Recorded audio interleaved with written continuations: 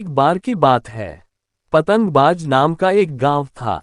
उस गांव में लोगों को पतंग और पतंगबाजी बहुत पसंद थी।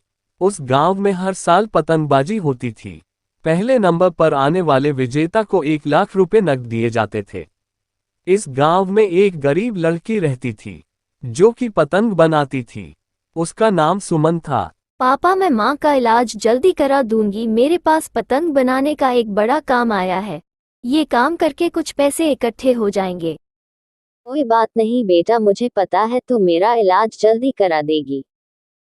बेटा, अगर मेरे घुटनों में दर्द नहीं होता तो मैं आज शायद काम कर पाता और तुम्हारा ख्याल रख पाता। ऐसी बात नहीं है पापा मम्मी, मेरा कोई भाई नहीं है तो क्या हुआ, मैं ही आपके बेटे बराबर हूँ। आपको कोई कमी नहीं होने दूंगी। सुमन को पतंग बनाने के साथ साथ उसको पतंगबाजी का भी शौक था। वह कभी कभी पतंग भी उड़ाती थी। उसकी माँ का सही समय पर इलाज न होने के कारण उसकी माँ का देहांत हो जाता है। माँ मेरे वजह से ही मरी है। अगर मैं सही वक्त पर इलाज करा देती तो आज माँ हमारे साथ होती। बेटा, क्या कर सकते हैं, ये हमारे हाथों तो नहीं था। कोई बात नहीं बेटा।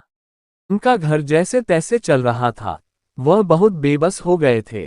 तभी सुनो सुनो सुनो, इस बार पतंगबाजी में जो जीतेगा उसे 5 लाख रुपए मिलेंगे। पिताजी, सुना पतंगबाजी जीतने वाले को 5 लाख रुपए मिलेंगे। काश ये पैसे हमें मिल जाए तो हमारे सारी गरीबी दूर हो जाए। लेकिन ऐसा कैसे हो सकता है? पतंगबाजी में तो बहुत अच्छे पतंगबाज होते हैं जो हर साल जीते हैं। क्यों ना पापा, मैं इस साल पतंगबाजी करूं। अगर मैं जीत गई तो हमारे सारे दुख दूर हो जाएंगे। और बेटा, पतंगबाजी करने के लिए पतंग और मांझा कहाँ से आएंगे? ये रहेंगे तभी तो तुम पतंगबाजी कर पाओगी। पापा, ऐसा नहीं है। पतंग तो मैं खुद बना लूंगी पर मांझा मैं नहीं बना पाऊंगी। इसकी कहीं से तो व्यवस्था करनी होगी। कोई बात नहीं, मांझा कहीं ना कहीं से तो आ ही जाएगा बेटा। सुबह से रात हो जाती है। उसी रात सुमन की माँ चुड़ैल बनकर आ जाती है। पहचाना सुमन बेटा, मैं करूंगी तुम्हारी मदद। अब भगवान भी यही चाहता था कि मैं मरकर तुम्हारा भला कर सकूं। माँ, तुम कैसे आ गए चुड़ैल बनकर? माँ, आपकी बहुत याद आ रही थी। आप दुनिया की सबसे अच्छी माँ है।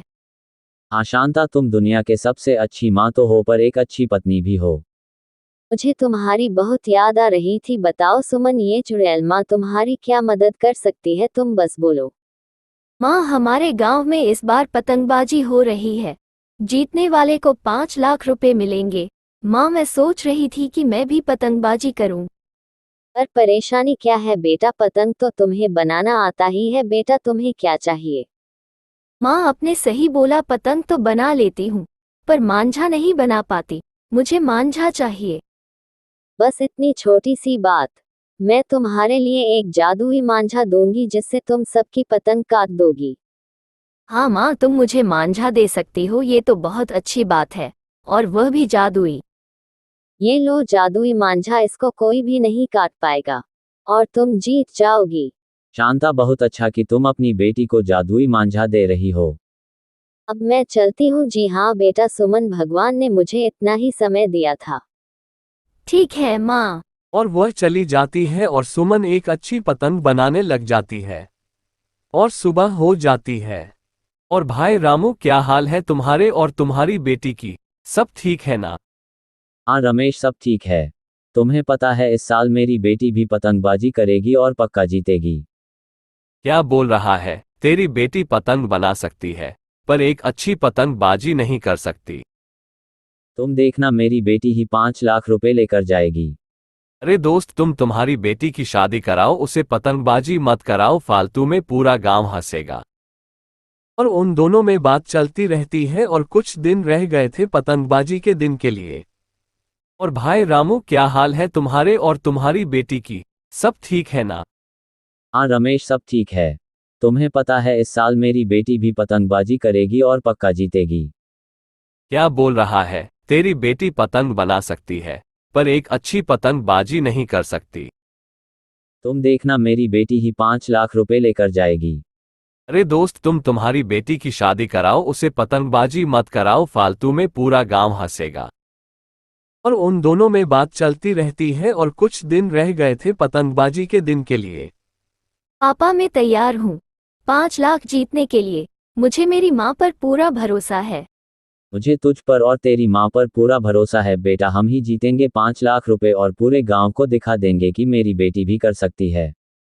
और सभी लोग पतंगबाजी के लिए गांव के बड़े मैदान में इकट्ठे हो जाते हैं और सुमन भी आ जाती है। इधर तो बहुत भीड़ है बेटा। कोई बात नहीं पिताजी, मुझे मेरी माँ और मुझ पर पूरा भरोसा है।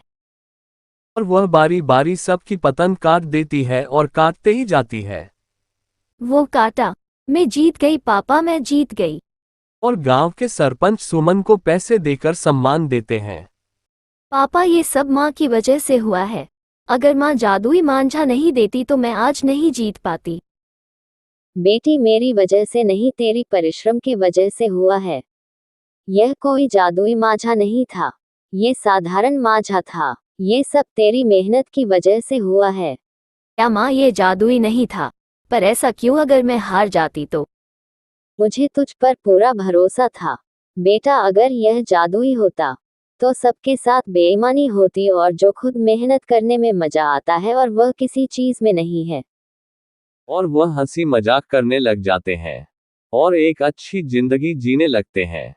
इसी मजेदार वीडियो देखने के लिए हमारे चैनल को सब्सक्राइब कीजिए और बेल आइकन प्रेस कीजिए, ताकि हम जो भी वीडियो डालें आपके पास सबसे पहले आए।